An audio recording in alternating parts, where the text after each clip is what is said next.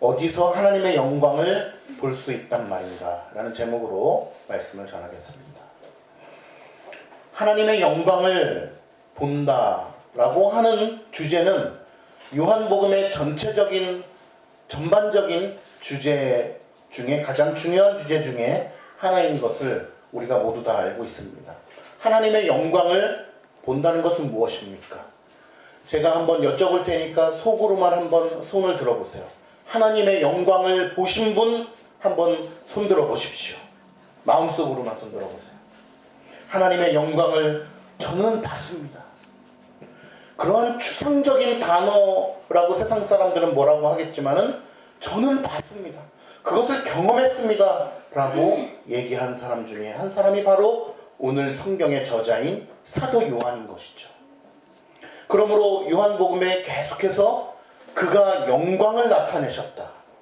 그가 안진뱅이를 일으킴으로 영광을 나타내셨고 눈먼 자를 눈뜨게 함으로 영광을 나타내셨고 그가 십자가에 못 박히심으로 하나님의 영광을 드러내셨다라고 하는 표현을 사도 요한은 계속해서 우리에게 말씀하고 있는 것입니다.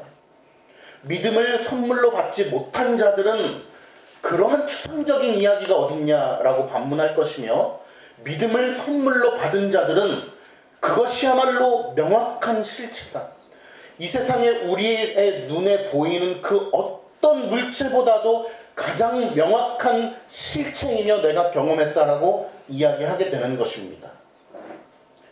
하나님의 능력과 그 영광을 맛보아 안 자는 오늘 하루도 하나님의 영광을 맛보지 않고는 살아갈 수 없는 것입니다. 마치 금붕어가 물속에 없으면 살아갈 수 없듯이 우리가 공기와 산소가 없으면 숨을 쉴 수가 없듯이 그리스도의 영광 가운데 거한 자는 그리스도의 영광을 오늘도 내게 보여주시지 않는다면 내가 결코 1분도 살아갈 수 없다는 것을 하나님 앞에 고백하며 늘 은혜를 구하는 것이죠. 그러니 오늘 설교 말씀을 통해서도 우리는 하나님의 영광을 배우게 되기를 간절히 소망합니다. 하나님의 영광이 가장 빛나는 곳은 어디인가? 바로 수많은 곳에서 역사 가운데 하나님의 영광이 빛나지만 그리스도의 십자가의 죽음과 그 부활의 대목 가운데 하나님의 영광이 가장 빛난다는 사실을 성경은 말씀하고 있고 누구도 그것을 부인할 수 없을 것입니다. 오늘은 그리스도께서 잡혀가시며 십자가에서 죽으시는 장면입니다. 우리는 요한복음의 말씀을 강해 설교를 통하여 꾸준히 봐왔지만 언제부터 시작한지도 모르겠어요. 굉장히 오래됐죠. 지하에 있을 때부터 시작했던 기억이 나는데 지금도 하고 있습니다. 그런데 그 수많은 설교와 말씀을 통해서 우리는 하나님의 영광을 봐왔지만 오늘 이 대목에서 가장 빛나는 하나님의 영광을 봐야 되는 것입니다.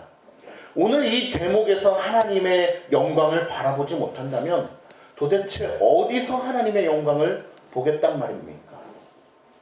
삶에서? 어떠한 우리의 모습 속에서? 어떠한 물체 속에서? 자원봉사 속에서? 아닙니다. 오늘 기록된 이 하나님의 말씀, 이 본문 속에서 이 본문을 가지고 설교를 통하여 하나님의 말씀을 전하는 이 시간 가운데 하나님의 영광을 여러분 보지 못한다면 그 어떤 곳에서도 하나님의 영광을 보지 못할 것입니다. 만약에 봤다고 한다면 그것은 자기 감정이거나 거짓말이거나 둘 중에 하나가 될 것입니다. 오늘 이 대목에서 하나님의 영광을 보지 못한다면 여러분 가장 슬픈 동화의 주인공이 될지도 몰라요. 그런 주인공이 되지 않기를 바라면서 본문 주회를 시작하겠습니다. 17절 보시게요. 보십시오. 17절이 가장 중요한데 그들이 예수를 맡음에 예수께서 자기의 십자가를 지시고 해골이라 하는 곳에 나가시니 잘 아시다시피 골고다 언덕이라고 우리가 흔히 부르는 그곳을 자기의 십자가를 지고 걸어가신다라고 하는 것을 표현하고 있습니다. 사도 요한이 이곳에서 이렇게 세부적인 상황들을 보도하는 것은 두 가지 유익이 있습니다. 성경에서는 대부분 그런데요. 두 가지 유익이 있는데, 첫 번째는 이 기사의 진실성을 입증해 주는 것입니다. 빌라도라든지 뭐 정확한 연도수라든지 지명이라든지 그 상황들, 요한 같은 경우에는 특별히 디테일한 묘사를 많이 하죠. 누가도 그렇고. 두 가지 유익이 있는데, 하나는 이 기사의 진실성을 입증해 주는 것이고, 다른 하나는 그로 말미암아 우리의 믿음을 견고하게 세워주는 역할을 하는 것입니다. 그러니까 이 요한 사도의 이 기록이 얼마나 우리에게 유익하고 정말 아름다운 작용을 하는지 모르겠어요.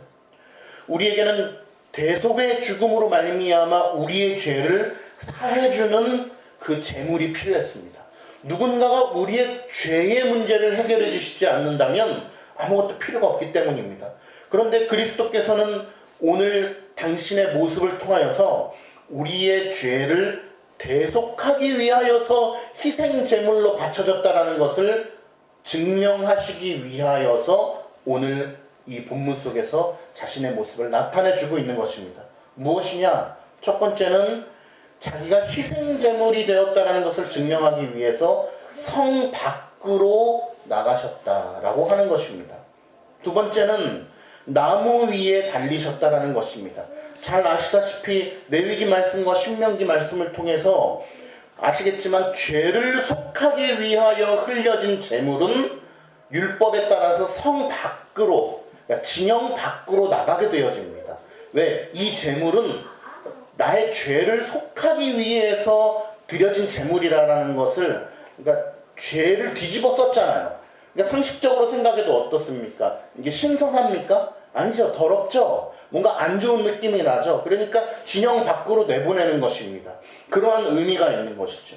두 번째는 신명기 말씀을 통해서 나무에 달린 자는 하나님의 저주를 받은 것이다 라고 하는 말씀을 우리가 이미 익히 알고 있습니다. 그러니까 이 두 가지를 모두 충족하여서 그리스도께서는 십자가를 지고 진영 밖으로 나가시게 되었으며, 나무에 달리시게 되는 모습을 통하여서 우리가 우리의 죄를 뒤집어 써서 대속하여서 대신 죽으신다라고 하는 것을 자명하게 확증하시는 것입니다.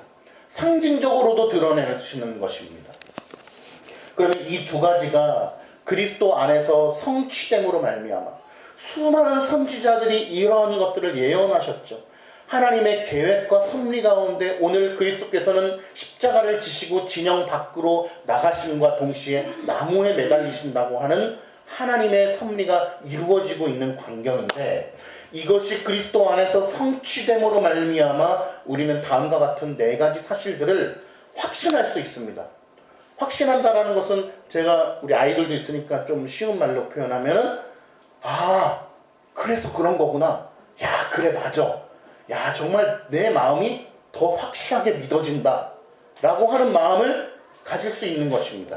첫 번째는 무엇인가 하면은, 그리스도 안에서 이 모든 것들이 성취됨으로 말미암아 그리스도의 죽음을 통해서 우리의 죄를 위해서 대속이 이루어졌다는 것입니다.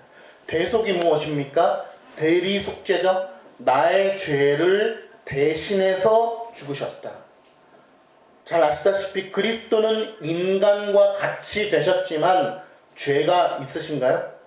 죄가 없으신 분이시죠. 인간과 모든 것이 똑같이 되셔서 완전한 사람이라고 칭하지만 우리는 그분을 보면 죄가 없으신 분이라고 얘기합니다. 그렇기 때문에 우리의 죄를 대신하여 속죄하신 분이시다. 만약에 여러분들의 죄를 제가 대신해서 거두어서 내가 모두 다 짊어지고 죽겠습니다라고 하면은 믿어지시겠어요? 안 믿어지죠. 왜냐하면 나도 똑같은 인간인데 네가 뭔데 날 대신해서 죽어? 라고 얘기할 수밖에 없는 것입니다. 그러나 그리스도는 하나님의 본체이신과 동시에 사람이신데 그분은 죄가 없으시기 때문에 그러한 것이 가능하신 것이죠. 대속이 이루어졌다는 것. 두 번째는 바로 율법의 저주에서 우리를 속량하시기 위하여 스스로 그 저주의 길로 들어가셨다는 것입니다. 그러니까 오해하시는 경우가 있는데, 역사 속에서 빌라도하고 대제사장들의 그 강압과 어떤 인도에 의하여서 인도에 의해서 어쩔 수 없이 그 길을 가셨나 보다라고 생각하는 경우가 있는데 그것은 옳지 않다는 것입니다. 그리스도께서는 자기 스스로 이 길을 택하여서 하나님의 말씀에 순종하여서 가셨다는 것이죠. 우리가 여러 사건을 통하여 잘 아시지만 그리스도께서는 말씀 한마디로 그 모두를 다 굴복시킬 수 있는 능력이 있으신 분입니다. 그분의 손끝 하나로 모든 인간들을 다 눕힐 수 있으시지만 그분의 신성을 제한하셔서 스스로 절제해 주셔서 우리를 사랑하는 마음으로 우리를 살려주셨고 그분께서 스스로 저주의 길로 걸어가셨다는 것입니다. 세 번째로는 그리스도 안에서 하나님의 의가 되시려고 우리를 대신하여서 죄 있는 자처럼 여김을 받으셨다는 것입니다. 그분은 죄가 없으심에도 불구하고 죄 있는 자처럼, 그러니까 사람들이 모두가 그리스도를 바라보며 야, 저 사람은 죄인이야, 정말 죄인 중에서도 수석 합격자야 이러면서 그를 죄 있는 사람처럼 여기고 침을 뱉고 모욕을 하고 그에게 욕했다는 것입니다. 그러니까 우리는 이 사건을 통해서 그리스도가 우리의 죄를 대신하여 대속하였다라는 사실, 그분은 죄가 없으심에도 불구하고 우리의 죄를 대신 짊어지셨다라는 사실을 알 수 있는 것입니다. 네 번째로는 우리의 허물을 없애주시려고 우리의 허물을 대신 지시고 성문 밖에서 고난을 받으셨다는 것입니다. 히브리서 13장 12절에 보면 이런 말씀이 있어요. 예수께서 자기 피로 백성을 거룩하게 하시려고 성문 밖에서 고난을 받으셨느니라 라는 말씀이 있습니다. 성문 밖에서 고난을 받으셨다는 것은 무엇입니까? 속죄 제물이라는 것입니다. 그러니까 우리의 죄를 대신하여 짊어지셨다는 것을 지극히 아주 명확하게 확증하고 있는 것이고 상징적으로도 드러내고 있는 것입니다. 그러니까 이러한 사실을 통해서 우리는 그리스도께서 나의 죄를 대신하여 뒤집어 쓰시고 나를 대신하여 내 죄값을 치르시고자 죽으시러 가는 것이구나 라는 것을 다시 한번 믿음으로 확증하게 되는 것이죠.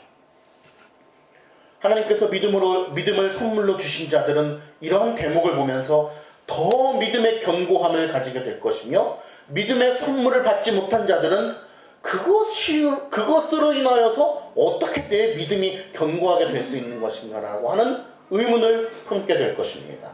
18절 말씀 볼까요? 그들이 거기서 예수를 십자가에 못 박을세. 자, 드디어 십자가에 못 박는 장면이 나옵니다.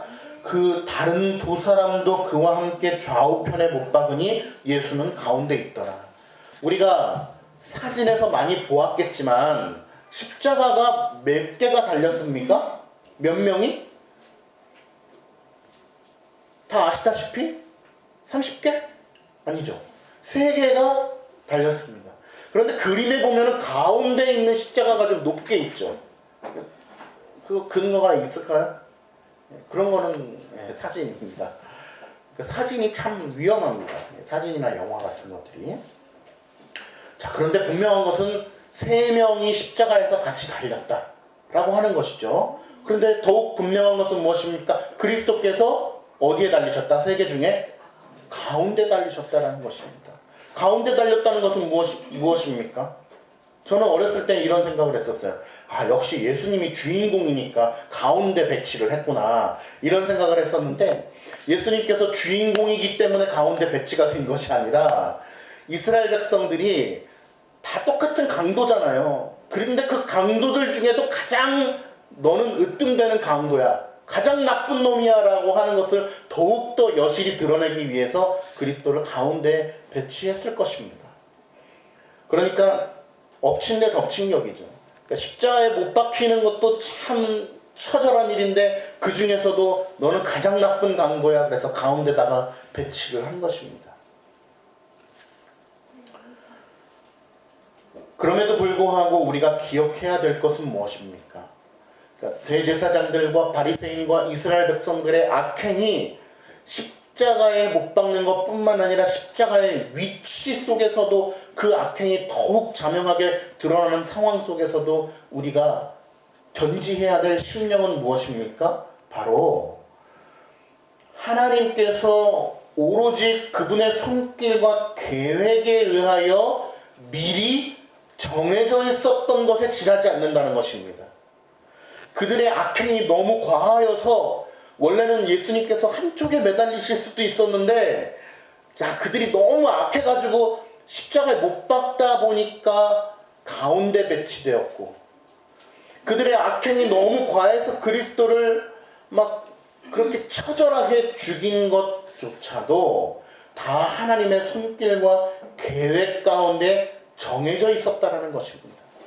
만약에 하나님의 섭리와 계획 가운데 정해져 있지 않은 것이라면 가장 슬픈 사건이 될 것입니다. 여러분들이 고난을 당했는데, 여러분들이 사업에 성공을 하고 사업에 고난을 당하고 육체의 어려움을 당했는데 살다 보니까 그냥 그렇게 된 거야 라고 하면 그것은 가장 슬픈 일이 될 것입니다. 허망한 일이 될 것입니다. 그러나 슬픈 일이 찾아왔다 할지라도 다 하나님께서 뜻이 있으셔서 계획 가운데 그렇게 만들어주신 거야 라고 한다면 우리에게 한없는 소망과 위로가 되는 것이죠. 그리스도의 십자가의 죽음과 그 영광도 마찬가지입니다. 미리 정해져 있던 것에 지나지 않는다는 것이죠. 하나님의 그 기쁘신 뜻 가운데, 당신의 계획과 섭리 속에서 동시에 그 아드님의 의지와 아버지에 대한 순복 속에서 그 일들이 희생 제물로 바쳐진다는 것이 다 정해진 것이 지금 이루어지고 있다는 것입니다. 어떤 제물로? 희생 제물로, 속죄 제물로 우리의 죄를 대신 뒤집어 쓰고서 십자가에서 죽고 계시다는 것입니다. 예수님께서 이러한 고난을 다 받으시는 데는 그럴 만한 이유가 있다 없다? 있다. 다 그럴 만한 이유가 있습니다.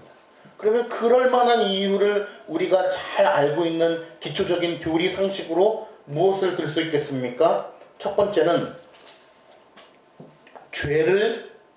죄의 조성자도 아니시고 죄를 용납하실 수도 없고 죄를 보실 수도 없는, 죄를 너무도 미워하시는 그 하나님의 죄를 향한 진노가 너무 크셨기 때문입니다.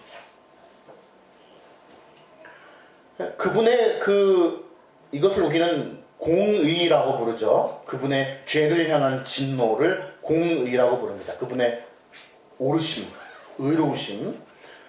그런데 그분의 의로우심이 성취되려면 아담서부터 주님이 오실 때까지의 그 모든 인류가 다 멸망을 당해야죠. 그래야 맞는 것입니다. 그럼에도 불구하고 두 번째, 우리를 향하신 그의 선하심이 한이 없으시기 때문에, 무한하시기 때문에 이것을 뭐라고 부릅니까? 우리는 사랑이죠. 공의와 사랑. 죄에 대한 진노가 너무 크셔서 그 진노를 주님께서 뭐라고 말씀하셨습니까? 하나님께서 죄의 싹은 사망이라고 말씀하셨죠. 아담에게 뭐라고 말씀하셨습니까? 정령 죽으리라 말씀하셨습니다. 하나님의 공의가 이루어지려면 모두가 다 죽어야 돼요. 죽는다는 것이 지옥에 가는 걸 얘기하는 거죠. 영원한 멸망에 받아야 됩니다. 그런데 우리를 향하신 그 사랑이 너무 크시기 때문에 바로 그 아드님을 죄의 제물로 바치셔서 하나님의 본체이시고 그 아드님이신 그리스도를 우리의 모든 죄를 뒤집어 씌우게 함으로 말미암아 그 공의와 사랑이 이루어지게 된 것입니다. 그러니까 오늘 부제이기도 한데 한번 따라해 보겠습니다. 그리스도께서 따라해 보세요. 그리스도께서 저주를 받아 버림받으시는 것 말고는 우리의 죄가 제거될 수 있는 다른 방법이 없었습니다. 그리스도께서 하나님의 진노의 잔을 짊어지시고 죽으시는 것 외에는 다른 방법이 없다라는 것입니다. 이제 신이 제가 1000번 죽겠습니다 라고 해봐야 하나님의 그 진노의 잔을 거둘 수가 없는 것입니다. 아니요, 우리 사랑 가득 교회 교우들이 다 같이 가서 인류를 위해서 죽겠습니다라고 해도 일도 그분의 진노의 잔을 누그러뜨릴 수가 없는 것입니다. 왜? 그분의 말씀은 영원하시기 때문에. 그분의 말씀은 무한하시고 우리는 유한하고 먼지와 같은 존재이기 때문에. 생각해보세요. 기어다니는 벌레가 와가지고 나의 이재신 우리 목사님의 진노의 잔을 제가 대신 짊어지고 죽겠습니다라고 해봤자 의미가 없는 것입니다. 그러나 내가 한 말, 그러니까 제가 만약에 하나님이라면 불경건한 예네요. 예. 내가 한 말을 지키려면 내가 그것을 이루어야 되는 것이죠. 하나님께서 내뱉으신 말을 그걸 성취되고 이루기 위해서는 하나님 당신 자신께서 죽지 아니하신다면 그 말이 이루어질 수가 없는 것입니다. 대칭이 이루어질 수가 없잖아요. 그렇기 때문에 하나님께서 당신 자신임과 동시에 아드님이신 그리스도를 모든 죄를 뒤집어쓰고 그 진노의 잔을 치르게 하심으로 말미암아 그 죄값을 치르게 된 것입니다. 그러니 여러분, 삼위일체이신 하나님이 얼마나 감사합니까? 만약에 유일신이시면 이게 불가능한 일이 됩니다. 만약에 하나님이 딱 한 분이셔요. 그분 외에는 없으세요. 그러면 이러한 대속이라고 하는 이 죄값을 치른다는 일 자체가 성립이 될 수가 없다는 것입니다. 삼위일체이신 하나님이 얼마나 감사해요. 삼위일체이신 그 하나님의 영광이 얼마나 고귀합니까? 성부, 아버지, 성자, 그리스도, 성령 하나님의 이 삼위일체가 아니고는 우리의 죄를 사할 수 있는 방법이 이 세상에 존재하지 않는다는 것입니다. 하나님께서 만약에 유일신이시면 당신 자신께서 죽으신다? 라고 하는 것이 있을 수 없잖아요. 죽었다 살아나면 되지 않습니까? 그럼 그건 죽은 게 아니죠. 완전히 죽은 게 아니잖아요. 그러니 이 삼위일체 교리가 우리에게 얼마나 풍성한 구속의 은혜와 그 구원의 신비로움을 가져다 주는지 몰라요. 그러므로 삼위일체 교리를 알지 못한다든지 삼위일체 교리가 전혀 그 교회 가운데 없다든지 하는 것은 있을 수 없는 일이고 구원이 성립이 안 되는 것입니다. 아무리 예수 그리스도를 믿는다라고 예수님이면 충분합니다. 나는 예수님 믿고 구원받았습니다 라고 하지만 삼위일체 성부는 뭐 하셨냐? 성령님은 뭐 하셨냐? 저는 그런 거는 관심 없는데요 라고 한다면 그것은 구원이 있을 수가 없는 것입니다. 그렇기 때문에 우리가 복음주의가 위험하다라고 하는 것입니다. 왜? 그리스도만 외쳐요. 예수님이면 답니다. 여러분, 예수님이면 충분합니다라고 하는 구호가 얼마나 위험한 구호인지 몰라요. 우리는 바꿔야 됩니다. 어떻게 해요? 삼위일체 하나님이면 충분합니다.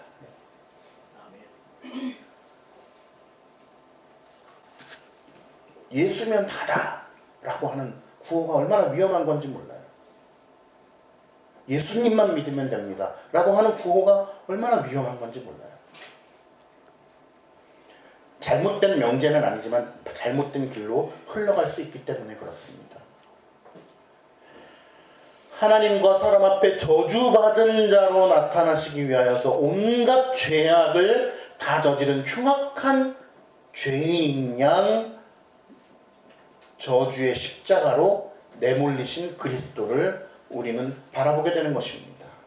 만일 여러분 잘 들어보세요. 만일 우리가 이 장면 속에서 우리의 죄악이 얼마나 하나님 앞에 가증한 것인지를 깨닫지 못한다면 여러분 우리는 지독하게 어리석은 자라고밖에 이야기할 수가 없습니다. 이 세상에서 가장 어리석은 자라고밖에 얘기할 수 없습니다. 이 세상에 최고의 박사학위를 가지고 있다 할지라도 우리의 죄악이 이 십자가 사건 앞에서 하나님 앞에 얼마나 가증스럽고 더럽고 처참한지를 깨닫지 못한다면 그는 이 세상에서 가장 어리석은 자라고 이야기할 수 있을 것입니다. 하나님의 구원의 신비로움이 이 십자가 사건 앞에서 일어나는 것을 보면서 우리가 그 두려움과 전율을 느끼지 못한다면 우리는 길바닥에 돌아다니는 차갑고 단단한 돌멩이보다도 못한 존재일지도 모릅니다. 반면에 믿음을 선물로 받은 자들이요 하나님의 구원이 너무나 소중하여서 그 구원 외에는 내가 원하는 것이 없다. 구원만큼 가장 소중한 선물이 없다라고 고백하면서 그리스도의 십자가의 은혜가 얼마나 놀랍고 풍성한지를 깨닫는 자들이 있다면 그는 바로 잠언에서 이야기하는, 시편에서 이야기하는 가장 지혜로운 자가 될 것입니다. 이 세상에서 가장 지혜로운 자는 바로 구원의 은혜를 깨닫는 자예요. 구원의 신비로운 그 은혜로 말미암아 날마다 하루하루를 감사함으로 살아가는 자가 바로 가장 지혜로운 자일 것입니다. 그 속에 예수 그리스도가 계시기 때문이고 구원의 은혜가 있기 때문입니다. 그런 자만이 바로 하나님의 영광을 보는 것입니다. 오늘 설교 말씀을 통해서 십자가의 신비를 바라보며 대속의 죽으심을 바라보며 하나님의 은혜와 그 구원의 신비로움을 바라보며 하나님의 영광을 보지 못한다면 여러분, 우리의 신앙은 정말 다시 한번 진지하게 가슴을 치면서 회개하면서 돌아봐야 될지도 몰라요. 십자가의 대속의 죽음을 우리가 말씀을 통하여 바라보며 하나님의 영광을 나는 아직 모르겠어 라고 한다면 하나님의 은혜를 구하시기를 바랍니다. 왜냐하면 하나님의 믿음의 선물이 아니고는 그것을 경험할 수도 없고 볼 수도 없고 느낄 수 없기 때문입니다.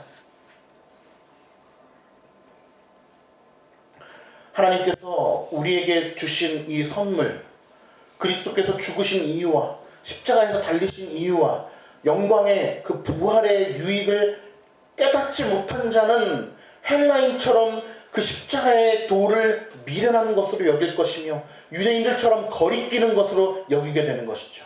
그러나 믿음의 선물을 받은 자는 도리어 하나님의 능력과 지혜로우심과 그 영광스러움이 내 안에 거한다라는 것을 확증함으로 말미암아 내 믿음을 귀한 구원의 증거와 확증으로 여기게 되는 것입니다. 구원의 은혜의 확신을 가지고 살아가게 되는 것이죠. 학습의 효과에 의하여 야, 예수님 믿으니까 나는 구원받았어 라고 하는 것이 아니라 그 가슴 깊은 곳에서 우러나오는 하나님 앞에 구원의 은혜를 감사하는 것이죠. 구원 외에 다른 것이 다 의미가 없어지는 것입니다. 19절 보니까요, 빌라도가 한번 같이 읽어볼게요. 19절 시작. 빌라도가 패를 써서 십자가 위에 붙이니 나사렛 예수 유대인의 왕이라 기록되었더라. 빌라도는요, 오늘 사형 판결을 내리고 나서 빌라도의 출연이 지금 끝난 게 아닙니다. 빌라도의 출연이 한 번 더 나오는데 빌라도가 참 기억될 만한 기특한 행동을 하나 했어요. 물론 그 기특한 행동은 하나님의 섭리 가운데 이루어진 것이고 철저히 하나님의 은혜 가운데 하나님께서 사용하신 사건인데 그것은 무엇이냐? 바로 작은 패를 예수 그리스도 십자가 위에 죄의 명을 적어가지고 붙여놨다는 것입니다. 그런데 그 죄의 명이 뭐냐면 19절에 보니까 그 팻말에 뭐가 붙었냐면 나사렛 예수 유대인의 왕이라고 하는 팻말이 붙어 있었다는 것입니다. 그런데 그 팻말에는 원래 무엇을 쓰는 거냐면 그 사람이 무엇 때문에 저렇게 죽어가는구나, 야 저런 죄를 짓지 말아야 되겠구나 라고 하는 경각심을 백성들에게 깨우쳐주기 위하여 그 죄의 명을 거기다가 쓰는 거예요. 근데 예수 그리스도의 죄의 명을 빌라도가 썼는데 뭐라고 썼냐면 나사렛 예수 유대인의 왕이다, 왕이라고 죄의 명을 쓴 것입니다. 이것을 본 대제사장들이 기분이 나빴어요. 왜냐하면 이제 제가 우리 스토리 속에서 한번 말씀드렸지만 빌라도는 지금 대제사장들에 대한 억하심정을 가지고 있습니다. 사실은 죽이고 싶지 않아요. 사실은 이 사람이 무죄하다라는 걸 알매도 불구하고 밀란이 두렵고 대제사장들과의 관계 속에서 이기지 못하여서 대제사장들의 압력에 의해서 지금 십자가에 죽이고 있단 말입니다. 그러니까 빌라도가 마음이 불편하고 이스라엘 백성들, 아유 저렇게 감정적으로 너희들 그렇게 산 사람을 죽음으로 내몰고 있느냐라고 하는 것을 간접적으로 비난하기 위하여 그 글을 써놓은 것입니다. 그래서 1차적으로는 대제사장들을 비난하는 것이고 2차적으로는 이스라엘 백성 모두를 다 조롱하고 있는 것입니다. 빌라도가. 그렇게 써놓으니까 대제사장들이 뭐라 그럽니까? 20절에 21절에 보니까 유대인들의 대제사장들이 빌라도에게 이르되 유대인의 왕이라고 쓰지 말고 자칭 유대인의 왕이라고 좀 써라 라고 이야기하는 것입니다. 왜냐하면 대제사장들도 자신들을 조롱하고 있다는 걸 아는 거예요. 그러니까 빌라도에게 자칭 유대인의 왕이라고 쓰라 라고 이야기를 하는 것입니다. 왜? 그 죄의 제목이 이스라엘 전체로 돌아가는 것이 아니라 그 개인에게만 돌아가게 하기 위하여서 자칭이라는 말을 넣으라 라고 이야기를 하는 것입니다. 그런데 여기서 빌라도가 유명한 말을 합니다. 뭐라고 하니까 22절 읽어볼게요. 시작. 빌라도가 대답하되 내가 쓸 것을 썼다. 야, 너무나 멋진 말을 했죠. 대제사장들이 막 요구하고 있는데 그 요구는 아마 수단과 방법을 가리지 않았을 것입니다. 여러 가지 방법을 통해서 자칭 유대인의 왕이라고 써라라고 압력을 가했을 것입니다. 그런데 빌라도가 한마디로 정리해버립니다. 내가 쓸 것을 썼다. 그러니까 너희들 더 이상 왈가왈부하지 말아라 라고 이야기를 하게 된 것입니다. 근데 그것은 우리가 오해하지 말아야 될 것은 그것은 철저하게 하나님의 은혜 가운데 빌라도의 손을 빌려서 복음의 메시지가 그 십자가 위에 쓰여지게 한 하나님의 은혜인 것입니다. 하나님께서는 택하지 않은 백성들을 통하여서도 그분의 역사를 나타내신다는 사실을 우리가 잘 알고 있죠. 빌라도는 어떤 사람입니까? 유기된 사람입니다. 아주 철저하게 유기되었으며 하나님의 아드님이신 예수 그리스도를 죽이는데 가장 중요한 역할을 한 아주 나쁜 놈입니다. 그럼에도 불구하고 하나님께서는 그의 손을 사용하셔서 그 죄의 팻말을 적게 하셨는데 그것은 바로 유대인의 왕 나사렛 예수라고 적게 하셨다는 것이고, 그것은 거기에 있는 모든 사람들과 그 글을 쓴 빌라도조차도 무슨 뜻인지 알지 못했지만 하나님은 복음의 핵심적인 메시지를 그곳에 빌라도를 통하여 쓰게 하심으로 그 유대인의 왕이신 그리스도께서 오늘 20절에 보니까 어떤 나라 말로 기록되었다고 합니까? 20절에 히브리 말과 로마와 헬라 말로 세 가지로 기록되었다는 것입니다. 이것은 흔한 일이 아니죠. 이것은 너무나 상징적이고 하나님의 섭리 가운데 이루어진 대단한 일인 것입니다. 그분께서 왕이시라는 것을 히브리 말과 유대 말이죠. 유대인들의 말입니다. 유대 말과 유대인의 왕이시라는 것. 그 다음에 로마라고 하는 것은 어떤 상징성이 있습니까? 전 세계를 다스리고 있는 초대강국입니다. 초대강국을 이야기하면서 전 세계를 이야기하는 것이죠. 헬라라고 하는 것은 무엇입니까? 이방민족을 이야기하는 것이죠. 전 세계의 왕이시며 유대인의 왕이시며 이방민족까지도 포함하는 왕이 되신다라는 것을 이 팻말을 통해서 하나님께서 명확하게 복음을 우리에게 그 당시의 사람들에게 뿐만 아니라 지금 이 말씀을 읽고 있는 저희들에게 선포해주고 계신 것입니다. 이것이 얼마나 놀라운 하나님의 섭리입니까?